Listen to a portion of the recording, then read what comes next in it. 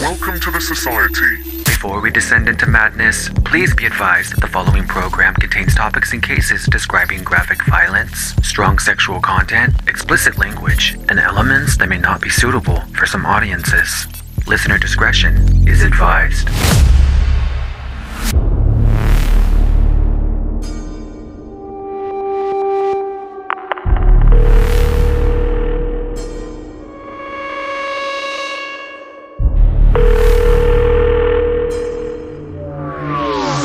I'm on 158 Ridgewood Avenue. I just shot somebody. What's the location?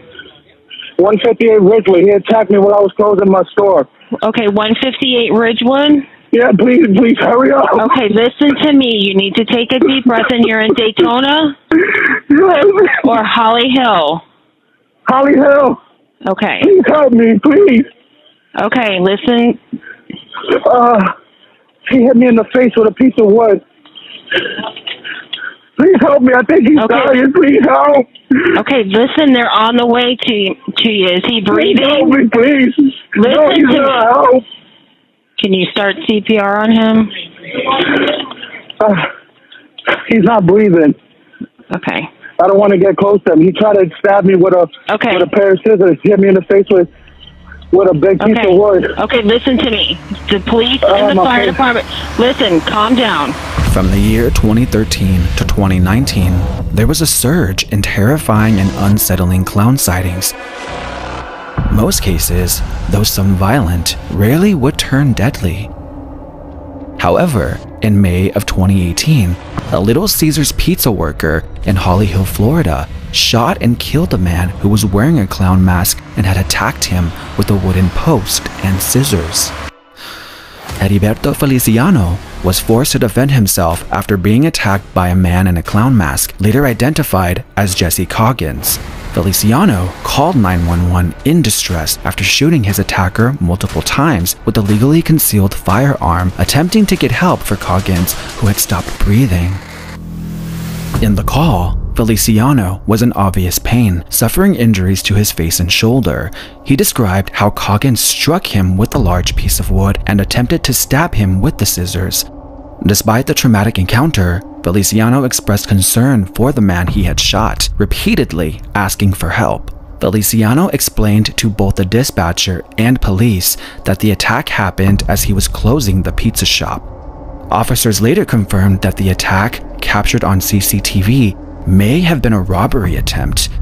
Feliciano remained cooperative with the police, complying with their instructions as they arrived. Throughout the call, he could be heard crying out in pain, concerned not only for himself, but also for the consequences of the shooting, fearing he would be jailed. But in the end, authorities stated the shooting was in self-defense and justified. Welcome to a world where darkness and mystery converge. Navigate the depths of horror and true crime and join a society beyond the ordinary, where buzzworthy topics, paranormal tales, and listener-submitted experiences blend into a realm of the unknown. You have crossed into a place where the unusual and the terrifying are just the beginning. My name is Ralph Anthony, and welcome to the Scream Society podcast.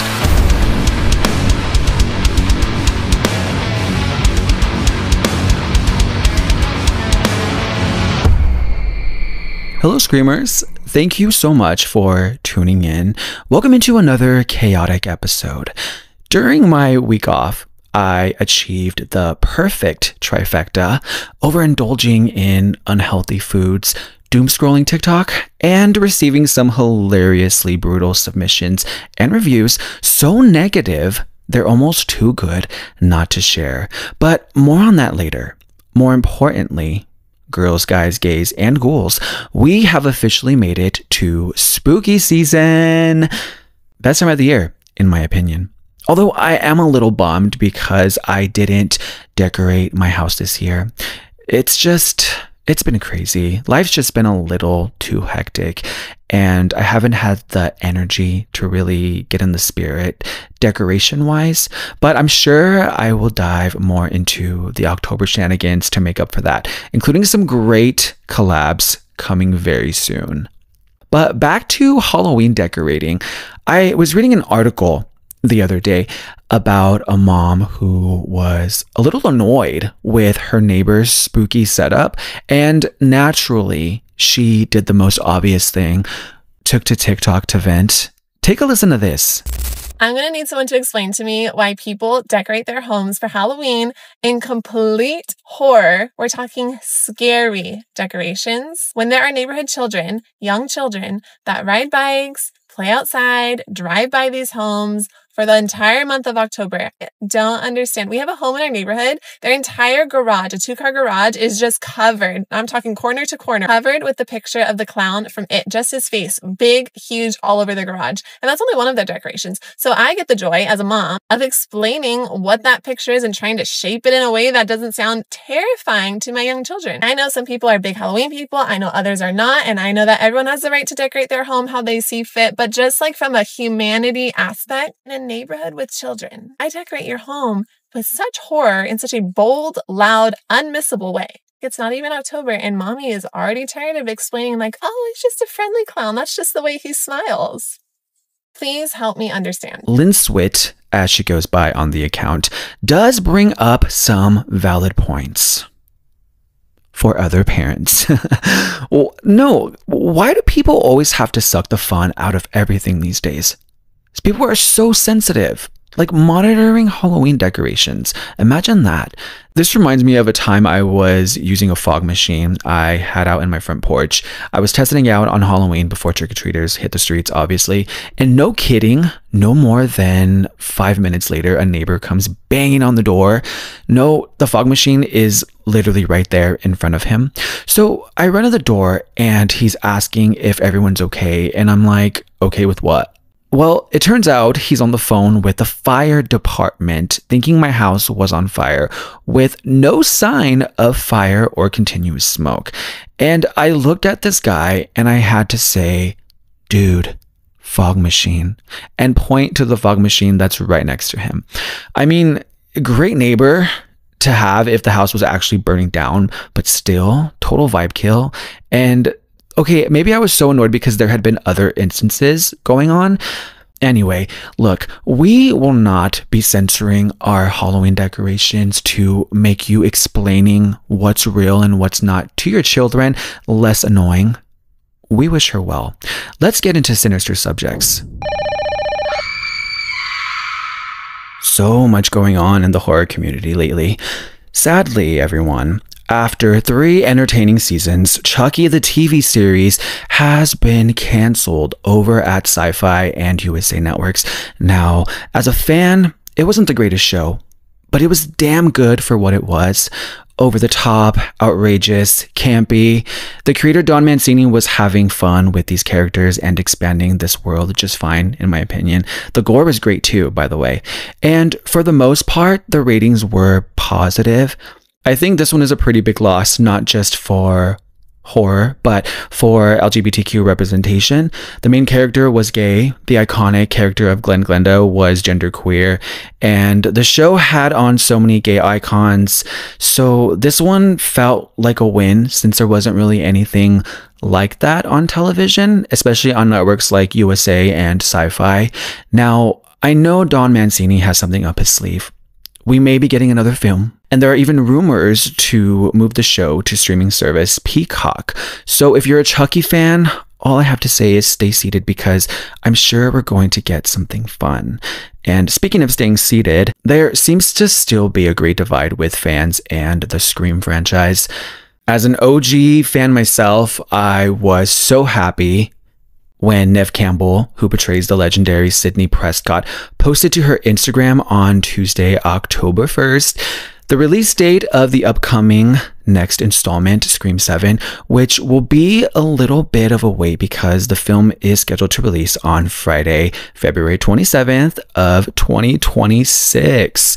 Now, fans seem to be divided still because of all the controversy surrounding this installment, with the firing of Melissa Barrera and Jenna Ortega quitting. It became a political matter last November.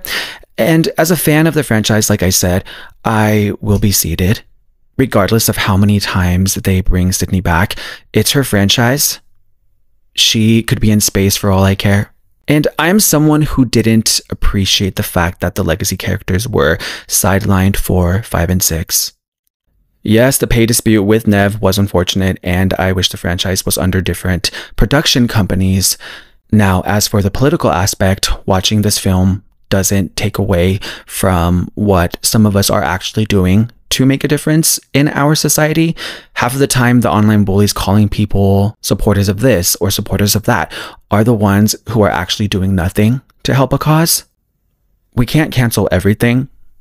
Actually, I wouldn't be opposed to canceling a few of these Ryan Murphy shows that have come out lately. He's had some huge wins with Nip Tuck, Glee, Pose, American Horror Story, the first 8 seasons. However, he does have the tendency to create really over-sexualized productions when portraying alleged actual events. For example, how was that massage scene with the penis imprint showing through the shorts in his American Sports Story series about Aaron Hernandez relevant? That was a real person. Which brings us to the new season of his anthology series, Monsters, this time focusing on the Lyle and Eric Menendez story. If you recall, the prior season covered the Jeffrey Dahmer case, which had its own issues. Well, this season, it's definitely intense and dives into the Menendez brothers' 1989 trial for killing their parents. The show casts these new actors, Nicholas Alexander Chavez and Cooper Coach, as Lyle and Eric, alongside Chloe Sevigny and Javier Bardem as their parents. And the story revisits how the brothers were convicted for killing their parents, supposedly to get their inheritance. Jose Menendez, the father, was an executive of Hertz Global Holdings and then RCA Records. Then in 1986 became the CEO of the now defunct film studio Artisan Entertainment.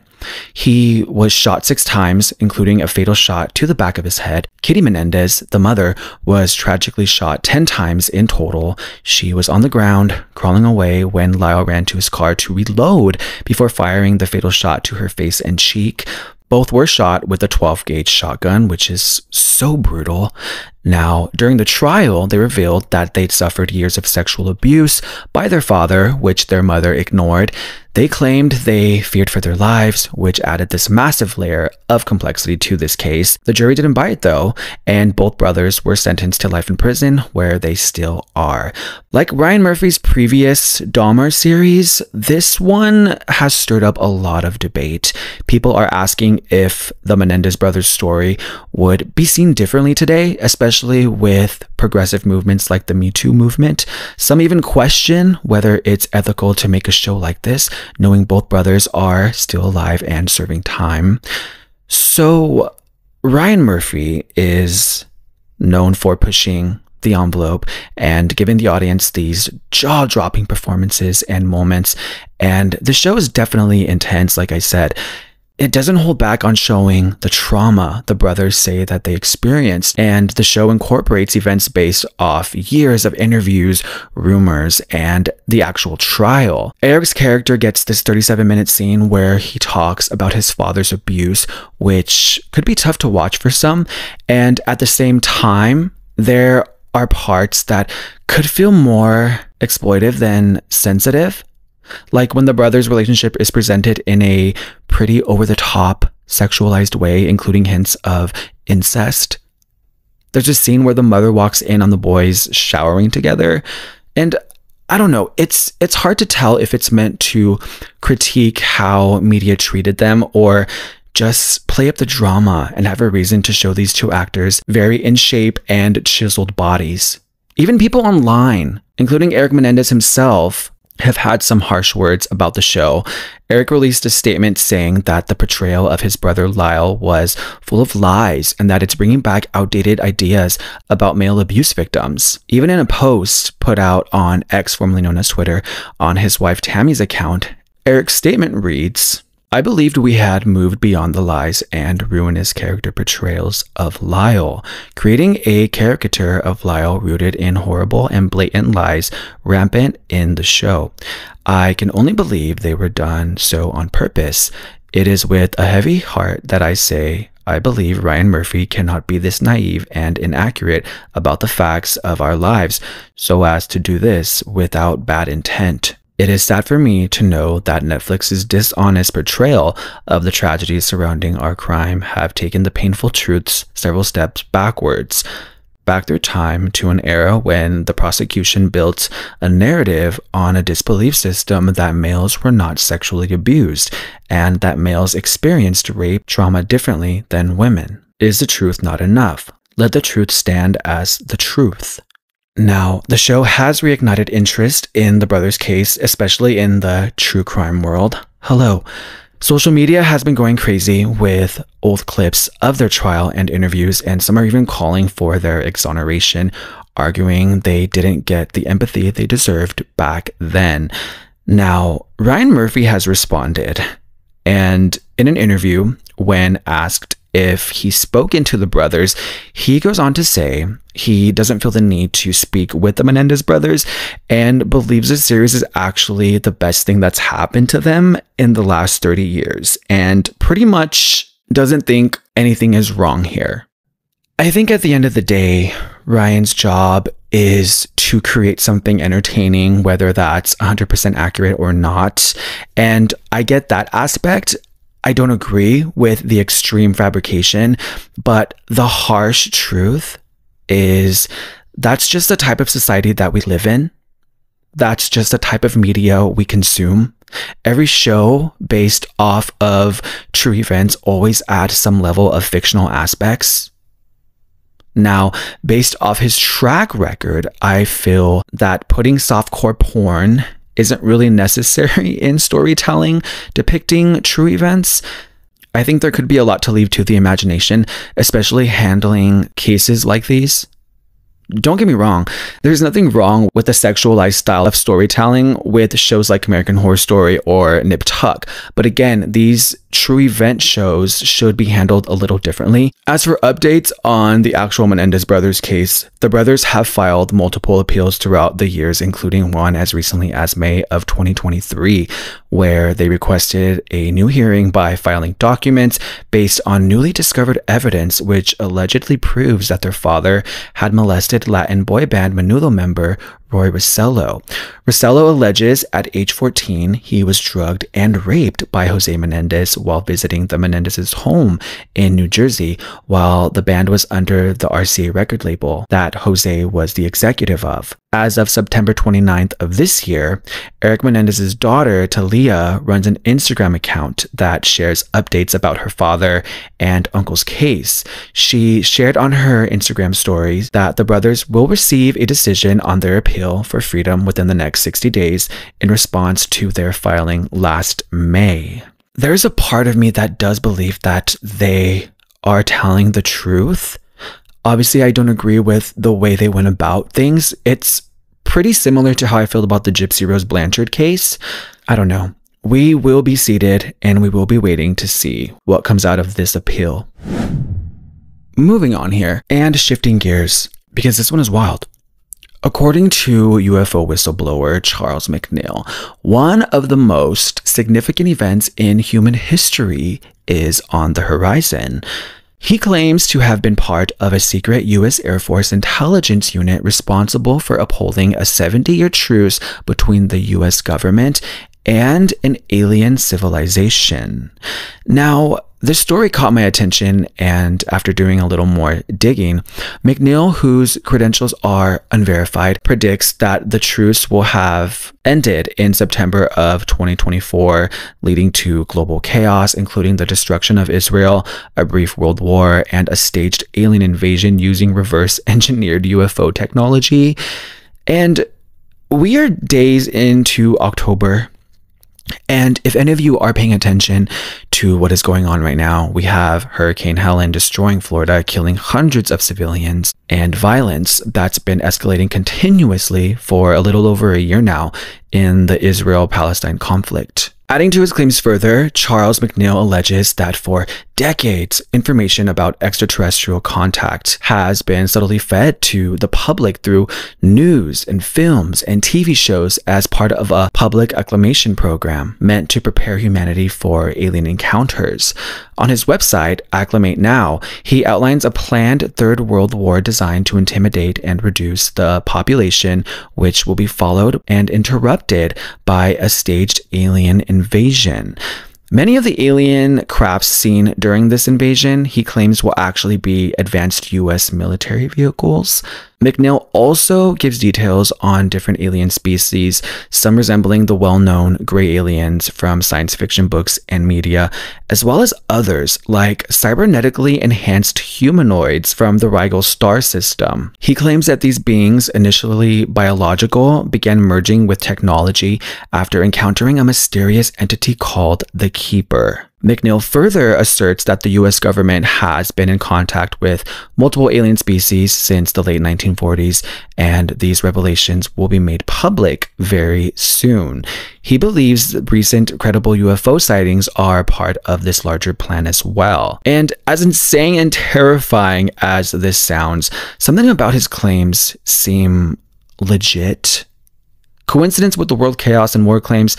Perhaps. Is this the first time someone comes forward as a mysterious whistleblower? No.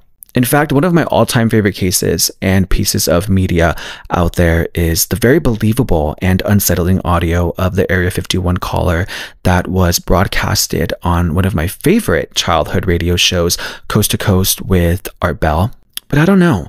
There's something about this one that unsettles me. Check it out for yourself, form your own theories and opinions. If you want to read the full 56-page whistleblower document, visit Charles McNeil's website, acclimatenow.com. I have a lot more to unpack this episode, so going to take a quick break, terrifying but true, and a very chaotic and spooky submission segment after this.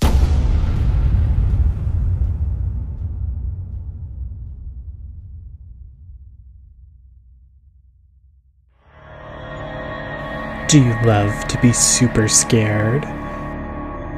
Do you enjoy listening to hilarious hot takes on timeless classics? Well, fear not, listeners. I'm here! Welcome to the Super Scary Podcast, where we cover everything from the supernatural to the superpowered. I'm your host, Josh, a scaredy cat nerd who enjoys superhero, sci-fi, and horror movies way too much. Whether I'm processing my trauma from Texas Chainsaw Massacre or reminiscing on the nostalgia of Hocus Pocus, my guest and I have a hilarious time going through our favorite and sometimes not so favorite moments. I'm your friend till the end, listeners, because everyone's entitled to one super scary podcast. We post weekly episodes on Mondays, and you can find us at Super Scary Podcast on all the socials. See you in the afterlife, listeners.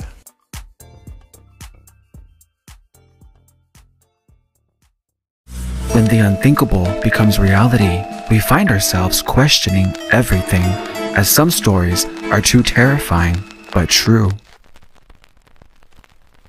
David Stone, a 29-year-old stock analyst from La Jolla, California, had long been searching for spiritual meaning in his life, fully immersing himself in the New Age movement.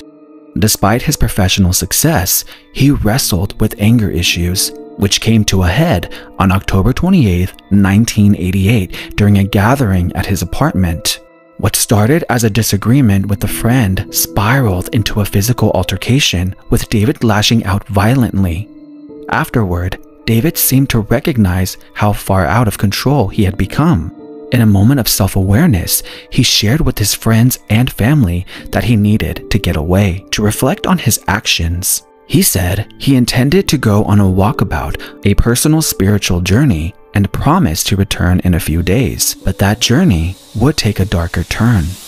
On the morning of Halloween, 1988, David set out into the desert, 145 miles east of Tucson, Arizona.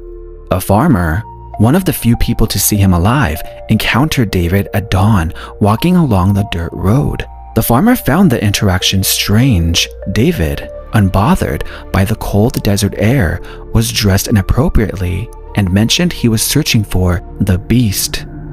Other locals spotted him that day, wandering through the rugged desert, mumbling to himself. Days later, David's car was found abandoned in a remote area of Highway 80, 14 miles south of Road Forks, New Mexico. His family believed that David had embarked on a vision quest, a common practice in the New Age community where individuals seek self-discovery through solitary journeys. Yet, David's disappearance was marked by a series of odd and unsettling clues. His car was found near pyramid-shaped mountains, a powerful symbol within the New Age movement. As searchers followed his trail, they discovered strange stone formations, a pyramid of rocks surrounded by a triangle. Another pyramid was found nearby, accompanied by David's Rolex watch and 2 quarters. Bloodhounds tracked David's scent along the highway, but it vanished 13 miles north at an intersection with Interstate 10.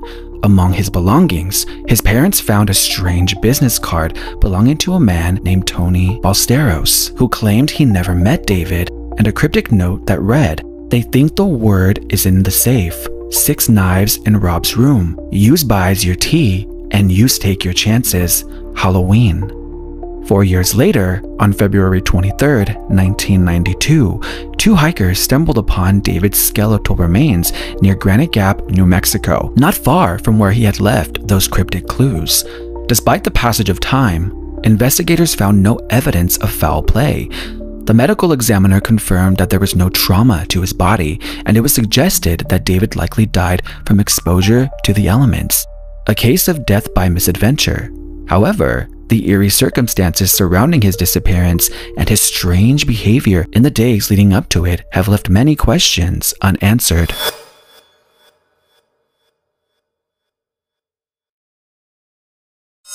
If you would like me to share an experience of yours, share something you find creepy or interesting, or simply want to ask me a question, head on over to beacons.ai/scream society and click on the society submissions link. Remember, everything remains anonymous unless it's a public comment or review. Recommendations on what to watch during spooky season. I feel like it's not Halloween time if I don't get questions like these. Some October staples for me are Trick or Treat, which is such a fun anthology film where each story connects in some way. I really love Creepshow 2, which is another anthology horror film. And one of my favorite shorts from that film is The Raft. It's so good. Then probably I would say John Carpenter's Halloween, Halloween 4 and Halloween H2O. Those are musts for me. If I don't watch any of those, it doesn't feel like Halloween. And there's so many, but I think those are my tops to watch during Halloween. Actually, send me your guys' spooky season essential watches. I would love to check some of them out. This next one says, at my man's house when I was house sitting while he was out of state with work, it was probably like 2 a.m. and I was rudely woken up by some woman knocking and the doorbell going off. Something told me not to open the door. I want to say maybe she was in her 40s. I yelled what she wanted and she asked if she could use my phone. I thought this was obviously someone who was on something questionable, but I'm a nice guy. I offered to call whoever she wanted for her. She very aggressively asked, can she just come in and use it? That's when I switched up and said, no, I'm going to call the police now so they can help you out. Then she screams, no, like someone had just died. It was strange. Then she takes off running. I couldn't go back to sleep after that. Side note, my boyfriend has a Ring and cameras around his house, but I didn't have access to them. Long story short, next day, he goes through the footage and sends me the front door video and the side of the house video where you could see another girl and I think a guy who was covered up hiding. My mama didn't raise no fool. Okay, this happens more than we think. I have a Ring camera as well, and there's a community forum on the app, and I kid you not, every week someone's posting suspicious people either rummaging through their yards or ringing their bells at the craziest hours of the night. Don't answer the door. However, it is important to make it known that you are home, and the fact that 2 other people were hiding on this side is wild. They probably wanted to ambush you if you open the door, rob you, or even worse. I don't know. People are just getting really desperate right now with how the economy is, and it's just becoming very unsafe. Things like this trigger me so much. And they always tend to unlock this core memory of me being robbed while I was asleep when I was 12 years old. A fucking person climbed through my window while I was asleep and stole shit from my room. And they must have been super quiet because I slept through it all. I just remember waking up the next morning to my screen off of the window. Anyway, thank you for sharing, and good for you for handling that situation as best you could. So, I knew when starting a podcast and putting myself out there, and as I grew more, that I would not only experience positive feedback, whether that be in the form of listener submissions or reviews, but also receive negative feedback. I am an indie podcast and I am not backed by any big production company. I do it all. And I'm really proud of what I do and the community of screamers, as I like to call them, I've created. I received a very interesting review. And again, this comes with the territory. And I wasn't upset that I got a bad review, but more disappointed with how they describe the show, which is completely wrong. Shout out to Jess Dog, who writes, chaotic and sensationalized. The Scream Society tries to balance horror, true crime, and pop culture, but unfortunately, it falls short in several areas. The constant jumping between topics, from chilling 911 calls to celebrity gossip, leaves the episode feeling chaotic and unfocused. It's hard to stay engaged when the content switches from paranormal tales to the latest Hollywood scandal without any real connection. Additionally, the sensationalism of real-life tragedies come off as distasteful. The show would benefit from a more respectful and thoughtful approach, especially when dealing with sensitive true crime cases. Audio is inconsistent, and at times, the pacing feels rushed, making it difficult to follow the stories or enjoy the atmosphere. My hope is for tighter storytelling and more consistent production quality.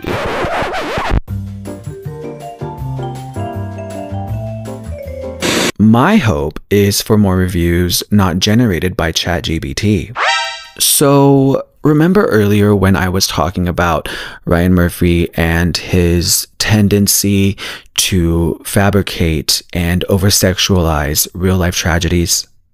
That's the definition you're looking for when you mention sensationalism of real-life tragedies. The memes circulating on social media regarding the P. Diddy scandal that aren't funny, clearly have no sensitivity toward the victims, is in poor taste. All my sources come from actual articles that I create notes out of and create talking points. I don't add anything more to the cases, only facts that have actually happened. If adding music is sensationalism, then that's your perception, not reality. And at the end of the day, what true crime documentary or podcast doesn't have creepy or dramatic music and sounds? Let's see what else. As for the constant jumping around that you mentioned, hi, welcome to 2024. Have you seen the state of our society and the attention span issue? The TikTok brain we've developed? Sinister Subjects is a segment of my show that gives a variety of different subjects with no intention on connecting or relating them. It's a talk show with elements of true crime and paranormal. That's why I call it a variety show from hell. And lastly, I don't know what you're listening to, but I am damn proud of my sound. Maybe the sound bites and 911 calls are in poor quality and not to your liking, because that's how those are released to the public. Overall, my goal for this new season was to capture chaos, because that's exactly what our world is right now, chaotic. So I'm actually flattered that you pointed out that aspect. At the end of the day, I'm not for everyone. I'm never going to be for everyone. But I really and truly hope that you find the right sensitive podcast that focuses on one subject. I'm not your guy. I'm so sorry. As I said, I'm an indie podcaster. Stay spooky, stay chaotic, stay petty. Thank you for tuning into the Scream Society podcast. Hosted, written, produced, and edited by yours truly, Ralph Anthony. Help the society grow by subscribing on your favorite platform and leave a rating and review. I always strive for 5s. Have a horror or paranormal experience? Want me to answer your questions on the show? Submit to beacons.ai/The Scream Society. Connect with the podcast on Instagram, TikTok, and YouTube at Scream Society Podcast. And until next time, I'll scare you on the next episode.